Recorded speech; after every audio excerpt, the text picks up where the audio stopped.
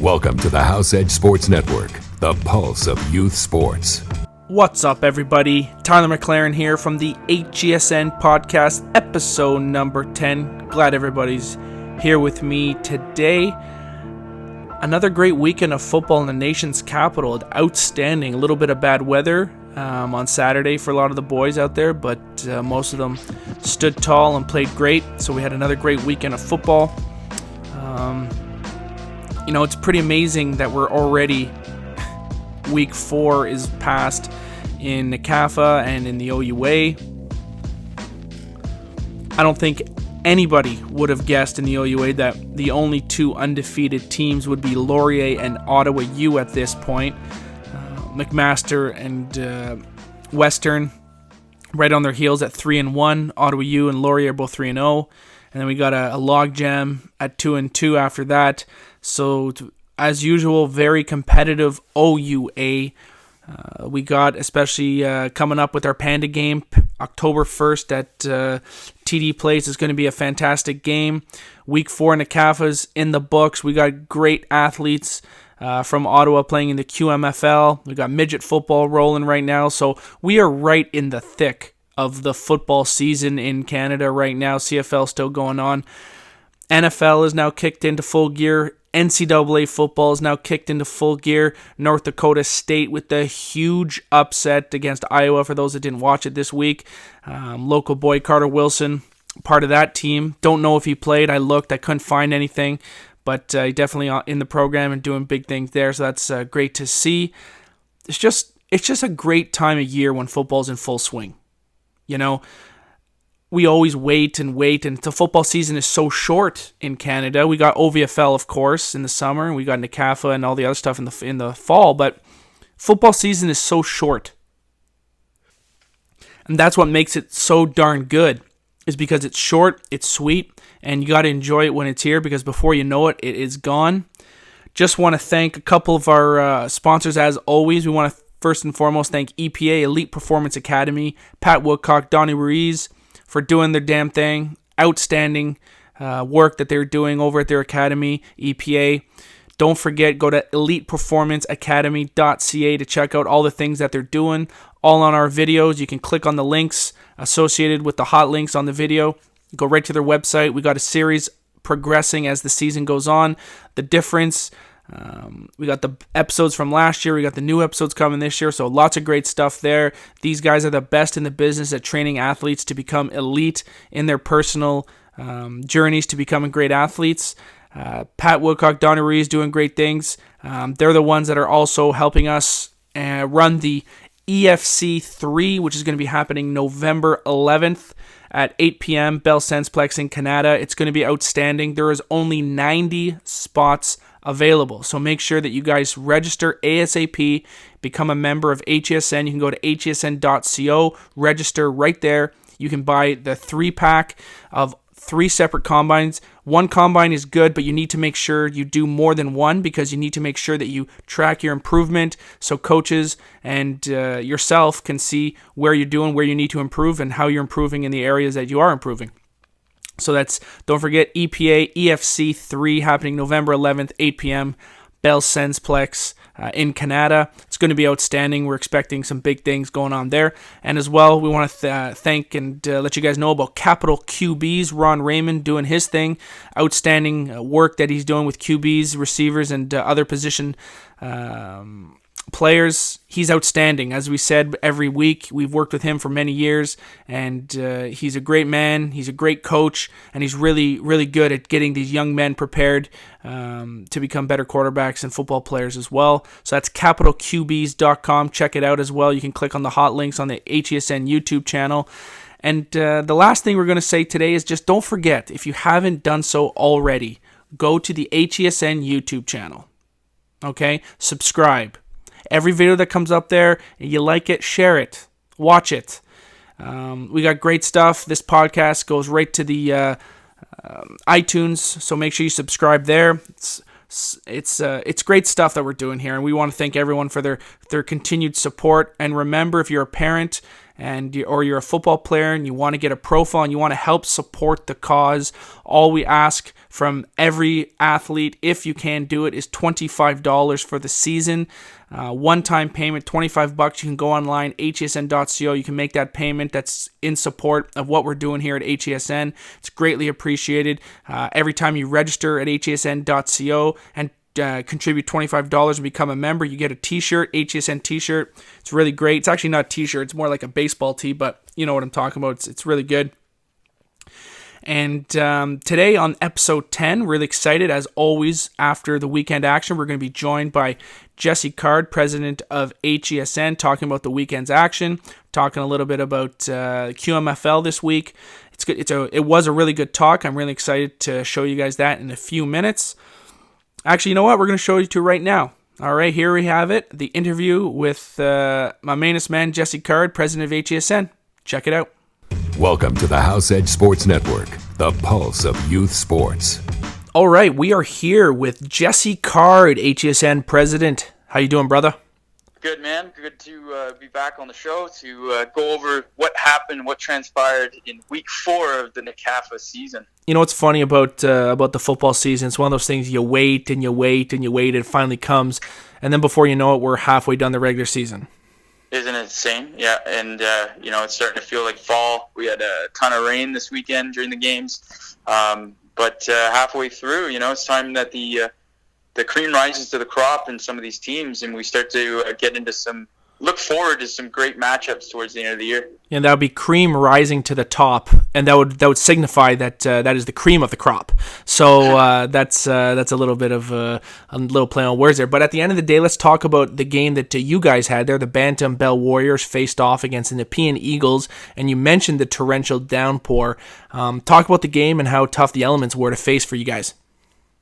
Yeah, well, I mean, this was a very anticipated matchup on both sides. I had talked to the head coach at the Eagles, Dwayne Knight. Good guy. I really like Dwayne. I think he's the type of coach I would have liked to have played for and try to make proud on every play. He's got a presence about him. He's got a thick American accent. He's a cop. I mean, what more do you need out of a head football coach? And anyways, I know he was scheming. They came off a bye, so they had a solid 2 weeks of practice to get prepared for us. I'd say we're playing at Bob Stevens Field, and as you know, every year around this time, that field gets pretty mucky after a rainfall. So that was certainly the case this week. So game started fairly well. I think we came out of the first quarter 0-0, and then the rain started to hit. Our running back and also sometimes chips in at safety, Andrew Fullerton had a great game. He's kind of our inside runner. Seems to have a lot of skills just in close confinement. He ripped at least a 40 or 50 yard draw play up the middle to give us our first score. After that, like I said, the rain came down and both sides were a little unimaginative on offense, just trying to keep the ball on the ground and not turn the thing over. So our second touchdown came from a punt return from one of the most talented young 15-year-olds that we have on our team, John LaBumba, who was a good part of the Pee Wee A-Cup championship run for the Warriors last year. And this kid, I'm telling you, look at him. He is one of the physical specimens with just a huge ceiling of potential in him. So he took a punt return back, and that gave us our 14 points. Another guy I have to mention in this game for us is Nick Sims, who he had one of the craziest plays I've seen in a few years, running down on kickoff. Completely blew up his block, knocked the guy straight back onto his back, and then went down and made the tackle. That was led by a 3-and-out or a 2-and-out on offense and a punt, which he had caused a strip fumble, and we recovered the ball on the 2-yard line, which we were able to convert with a run. So that's our 21-0 game right there. So just an all-around good performance on the Eagles. I think there's a lot of talent there. The running back, who is a running back for the JV Myers Riders, they gave him the rock a lot in this game, but a lot of kind of option outside running plays that strung it out, but really couldn't get it north-south with us. And the defense really stood strong again for the fourth week. So I think we've got points against of 6 points in 4 games here for the Warriors. So that's kind of how that played out. A lot of kids got wet, and it kind of tested the resolve of the team. So I think the coaching staff of the Warriors, including myself, are pretty happy with where we're at in the season right now. Well, playing in the elements is definitely part of football. Everyone understands that. But coming from a quarterback and offensive player, I freaking hate it. It's one of those things that, you do have to deal with it, and when it happens, it happens. But it's unfortunate when you're playing, when you're a kid, you don't have big enough hands to grip the ball. Like these pro football guys in the rain, they can grip the ball. They got big mitts on them, they can chuck it still, but you can't run any fancy plays. You're just mucking it up in the mud. So it's definitely frustrating, but you got to deal with it. You got to go through with it. So good on the Bell Warriors to take that W in the sloppy weather. Now, with that win, that would probably keep you guys at the number 2 in the power rankings. Let's talk about the Bantam power rankings a little bit right now. If there's any major changes going on, or does things stay pretty much status quo? Yeah, 1 and 2 stay the same, with the Raiders defeating the Generals. Talk a little bit about that game. Probably the biggest mismatch I've witnessed in a few years. Just the level of experience and talent was quite polarizing there. I will say that there are some kids shining out there for the Generals, though. They had a fullback, number 77, who also played middle linebacker. Quite obviously, just one of their most talented guys, and athletically, the quarterback for the Generals was doing his best. They weren't afraid to. They weren't shying away from the tremendous Raiders defense, but I think he didn't have a whole lot of help on the O-line. Maybe some new kids new to the sport there. As we know, the Generals haven't fielded a Bantam team in at least 6 years, to my knowledge, since I've been around the league again. So probably a very tough matchup, going from the last place or the second last place in the Bantam power rankings, playing the uncontested first place Raiders.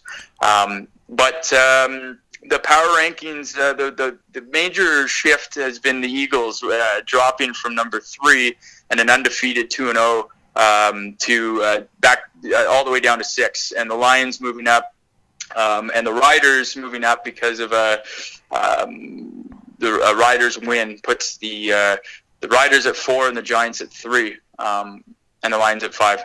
So that's really all that's really changed at the Bantam. I mean, the game that everyone is kind of circling on their calendars here is this Raiders-Warriors last week of the season Wednesday night game. That could, without jumping ahead, that could be 2 undefeated teams at this point. If you look at the strength of the schedule, the Warriors have the Knights, who stand at number 7 right now.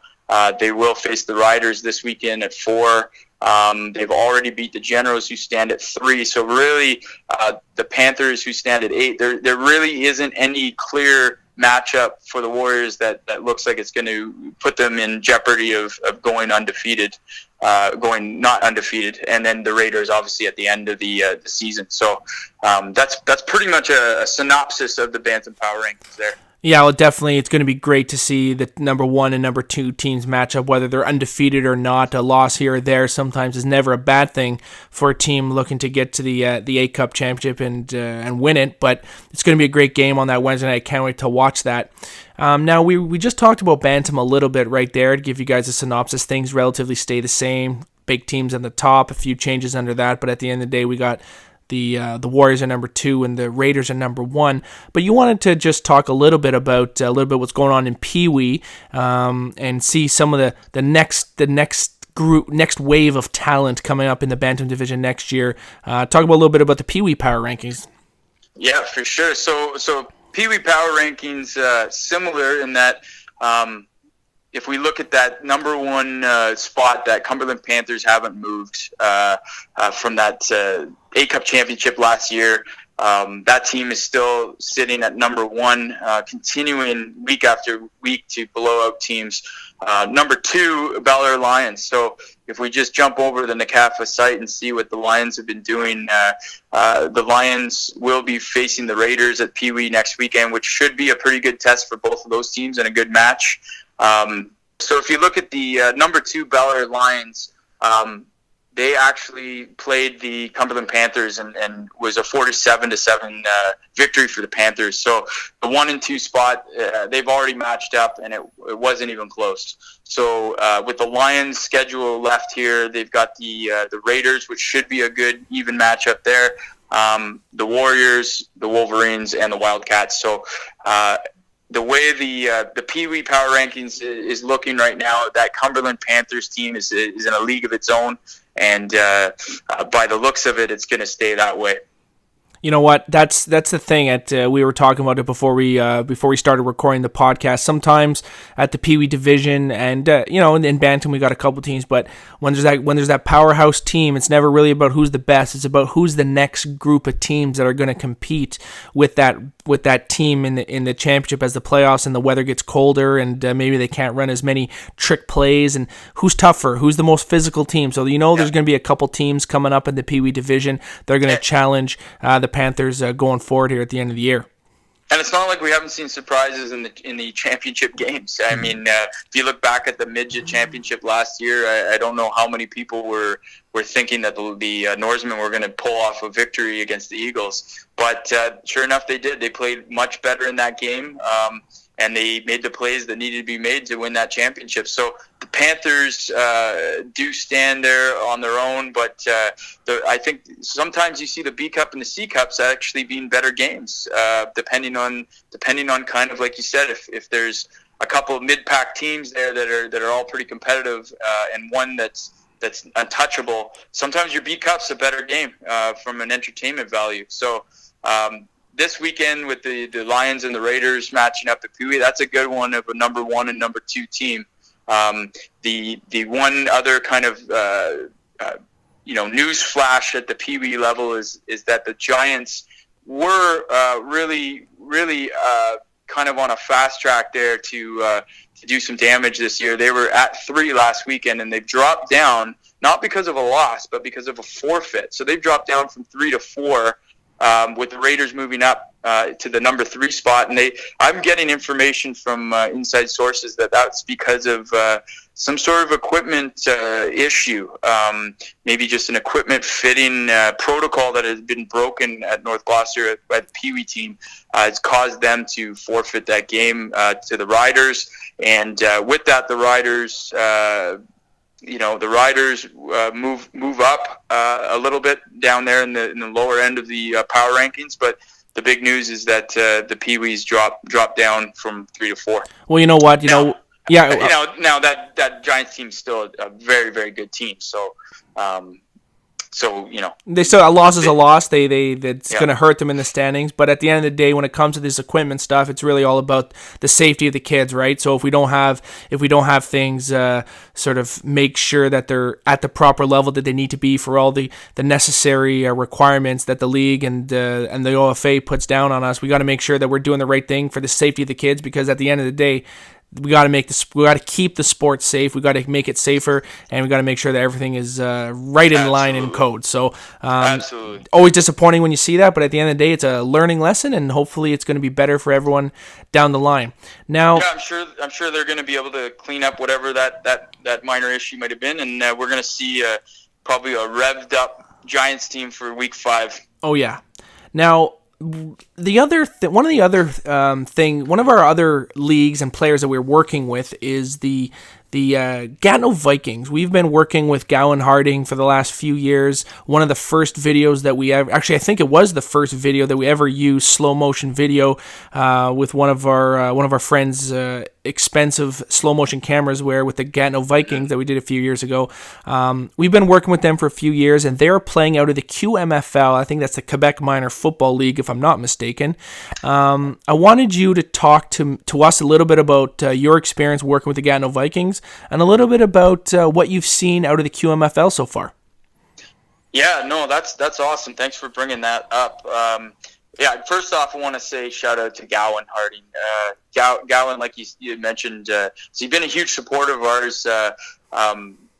He invited me out early days, maybe about 5 years ago, to come see the Mont Bleu Stadium, and gave me a little bit of a history lesson on the stands that they were able to acquire from an old exhibition arena in Montreal that actually hosted Rolling Stones concerts. So they had built those stands that stand at Mont Bleu today for extra capacity for a Rolling Stones concert in Montreal. So it's just kind of interesting little story there. But he's been a supporter. He loves what we're doing with bringing the media up a notch around football and trying to attract more players and make the experience better for the kids to play the sport of football. But Gowan's actually really interesting thing he's doing this year. Something that he had tried with the Pee Wee level a number of years ago by taking them to the QMFL, which is the Quebec Minor Football League. Now, I think the team he has right now is actually a midget team. So our bantam level in Ottawa and NCAFA is actually, they call that midget in Quebec. And it's a 15, 16, and 17-year-old pairing of kids, which is the 3-year allowance that Football Canada gives you to kind of build a platoon together. He's been able to get into the QMFL, and they've got 22 teams, 2 divisions. They play 4 downs, and my impression, going out there to the new field that they're playing at, they're actually not playing at Mont Bleu. They're playing at Le Carrefour, which is, I believe, a public school. And they've got a beautiful turf field, electronic scoreboard, netting around there. And Gowan's really put together a professional, almost semi-pro CIS environment there with music between plays. They have an announcer. They've got a full coaching staff there, and the kids genuinely seem to appreciate all that extra kind of jazz with the game.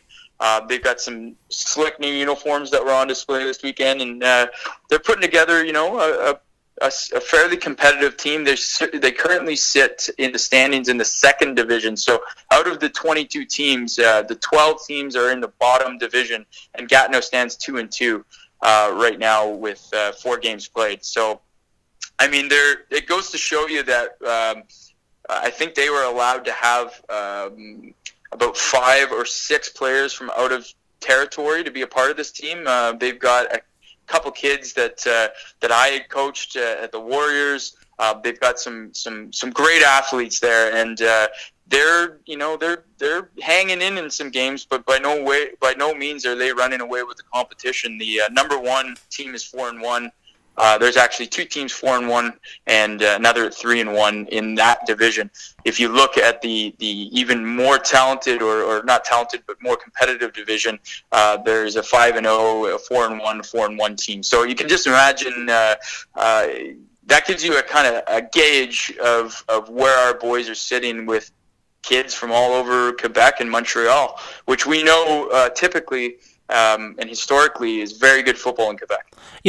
That's what I was sort of waiting to say is for some reason, I don't know what it is. I don't know if it's the personality of the French Canadians that come out on the football field or the passion that they have or the intensity, but they're just built to be football players. I know that traditionally in Canadian history, they're hockey players and all that type of stuff, but in my personal experience, never playing hockey, the amount of talent and the amount of intense players and physical players and honestly just naturally gifted football players that come out of Quebec, and that when we play against teams from Quebec, it's unbelievable how good they are. I'm always blown away by how great the players from Quebec are. And I know the story that you always tell me, and you've told a few times on this podcast before about your experience playing against Laval when they had a whole bunch of these French Canadian kids. They were just such unbelievably technically sound, fundamentally sound football players. It's a revelation how great they are coming out of Quebec. Yeah, man, I agree. I mean, I tell that story, but it was something about it. It's almost like a bit of a culture shock. There's definitely a different culture. It's a good gauge of where you are, and as a football player, you're competitive. That's part of it's built in the DNA of the game, is to try to elevate your skill against others and kind of get a gauge. And it's cool to see some of the guys that we've been watching for a number of years. One that I will say is Avery, the Myers quarterback. He's out there as the starter for the Vikings team, and he's looking phenomenal out there. But I've talked to him, and he says, it's a bit of a step up. It's a nice experience to be able to go deep into Quebec and play some kids and see the level of football over there. And the other kind of thing that we're getting feedback on is I know a lot of people have doubts about adding 17-year-olds to the bantam level and getting that 3-year platoon. But by all accounts out there, the 15-year-olds are getting a lot of playing time. They're fitting in with those groups, and really it's allowing the coaching staffs to have a little bit more time to groom these kids and instill a culture of loyalty and building towards something that isn't going to happen overnight, which I think is something that's often lost in this game at the amateur level. But no, it's very cool. I encourage anyone that's kind of interested in seeing kind of the ball out there, check out the highlights on the HESN YouTube channel. We had the week 1, and then we've got this game from yesterday up there against Sherbrooke Bulldogs, and just check out the caliber of ball. It's interesting, but a lot of these Quebec, Hull, and Gatineau, Ottawa boys doing really good out there. Well, talking about building up for the future and making sure the kids are getting good development, the one thing that we're really excited about to be working with EPA at HESN is the big combine, EFC 3, coming up on November 11th. I wanted to ask you to fill in all the listeners on the details of that and why it's going to be such an exquisite event. Man, EFC 3 is, we've been working on this for a long time, Elite Performance Academy, along with HESN. It's going to be, I think, an historic event for Ottawa football. That's what I'm calling it, because it's never been done before. It's never been done with the advanced technology backing it the way that EPA has invested in. This is sports testing equipment, which the OHL uses, the CFL uses. It's the exact same testing calibrated equipment that your CIS first round, second round draft picks are running. So you're going to come out of this thing and really get an idea of what you're running against the guys that are exiting university as number 1 draft picks. Guys like Dwayne. What was his name? The running back Moore from McMaster that went in the first round as a running back to Montreal. You're going to look at some of these O-linemen and what the shuttles they're running that come out of Laval year after year that are going number 1 to the CFL as O-linemen and having 12-year careers. It's never been done before. We finally got a location booked. It's going to be at the Sensplex in the indoor field in Canada. It's going to run from 8 to 10 p.m. on Friday, November 11th. So that's really going to be an awesome way to finish off the fall football season in Ottawa. It's open to all NCAFA players. It's open to all high school football players. It's open to anyone that played OVFL. Any football player that wants to come and test themselves professionally by Elite Performance Academy, ranked with coverage from HESN. It's open, and we're capping it. There's been a tremendous outcry and questions about this. We've had a ton of pre-registration, and we've decided, we looked at this logistically, and we're going to have to cap it at 90. So it really gives you a month to get paid, get registered. Like I said, I've promoted in the last couple podcasts, the best deal and the best way about going it is buying 3 at a time, and you get a huge discount. So that allows you to gauge your progress throughout the year. That's what I would recommend any serious football player or athlete to do. Everything can be registered and paid for on hesn.co, and all you got to do is show up on November 11th with basically your training gear, some cleats, and a shirt, workout shirt, and you're going to get tested with the best of the best in the city and see where you stand once and for all. And another thing that we're going to be doing on that event, I'll get you to comment on it quickly, but I'll let everybody know, we are going to be live streaming this event, and we're talking about technology that is being used all over the world for lots of different reasons. We're going to be live streaming it. We haven't decided exactly where. We're still working out some of the logistics with the facility and some of our partners online, but it's going to be live streamed, maybe through Facebook, maybe through YouTube, and we're going to start the live stream at 7 o'clock. It's going to run right from 7 o'clock till 10 p.m. and we're going to have interviews with coaches and players and trainers, and we're going to be bringing you guys a really professional event. And I wanted you to comment on why you think it's so important for HESN to be bringing this level of professionalism to this event.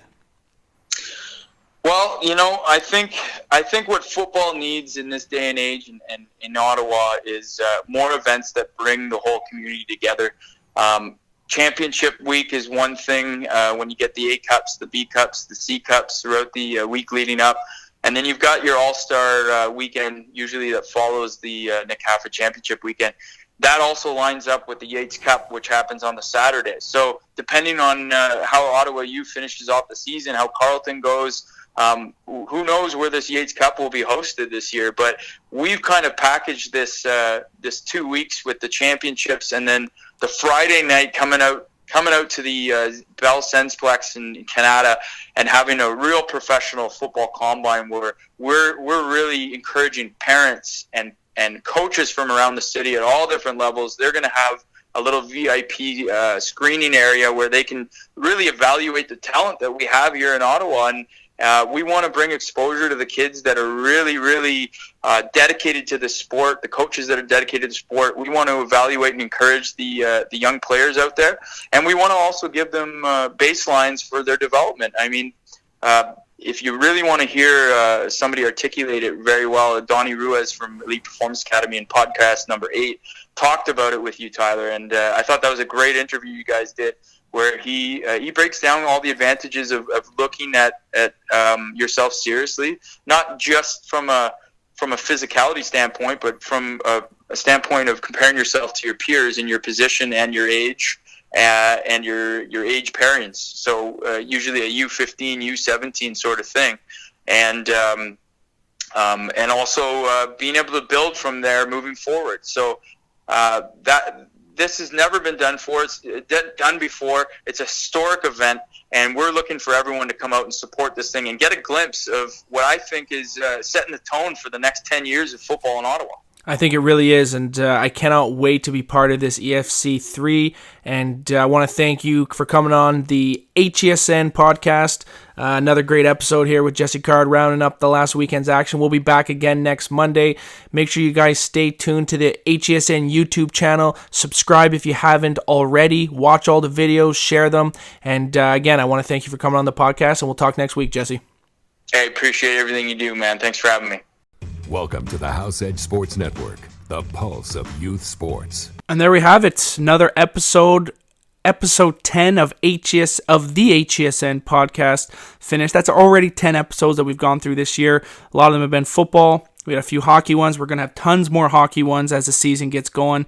We're going to connect with basketball. That's going to be starting up in high school in probably another month or so.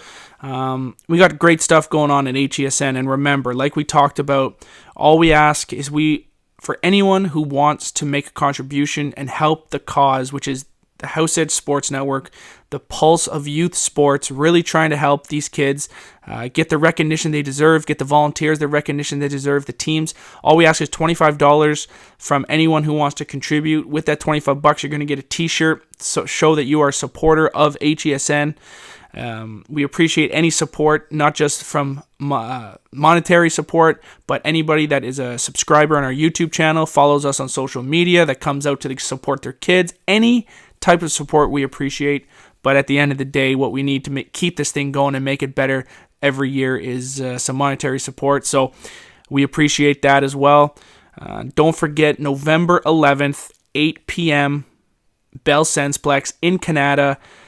We're doing EFC3. It's going to be incredible. Like we said, we're going to be live streaming it. We are still working out the details with the facility and how we're going to do it, but it looks like what we're going to do is we're going to be live streaming it through YouTube. and or Facebook. We're going to start the broadcast live at 7 p.m. It's going to be a fantastic evening. It's going to be tons of great football discussion. We're going to be highlighting some of the best athletes in the city.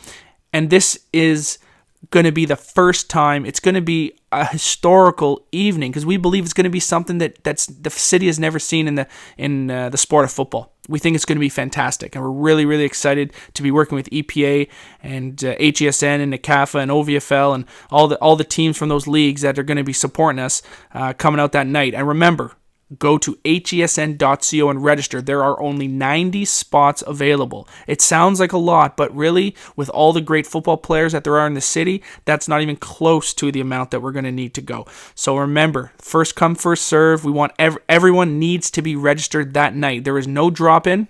You cannot buy a ticket that night.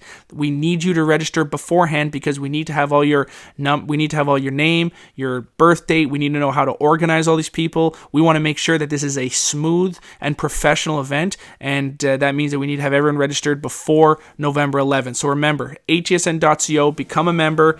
You can buy the whole packages for the Combine right through HESN. If you have any questions, as always, you can always email Tyler, email Jesse, contact us through social media. You can leave comments in the YouTube section, in the comment section of the YouTube channel, And just remember that we are trying to do big things, and we can only do it with your guys' support. So we're excited to get that going. Next week, we're going to be talking with Jesse once again about the weekend, week 5. We got a couple great guests coming up in the HESN podcast. One is going to be a hockey guest, and one is going to be, I consider him almost a legend in Ottawa sports because of when he was part of the Renegades when they came back, and now he's making a huge impact in NCAFA at the Bantam division. So we're really excited. We'll keep that as a surprise and wait till we get that done. But it's going to be fantastic. Really excited to get those episodes going on. I want to thank everybody for listening to the HESN podcast number 10. We're going to be keeping this thing going all year round, and we cannot wait to keep this going, and we cannot wait for next weekend. All right, guys, Tyler McLaren, I'm out of here. Peace. Welcome to the House Edge Sports Network, the pulse of youth sports.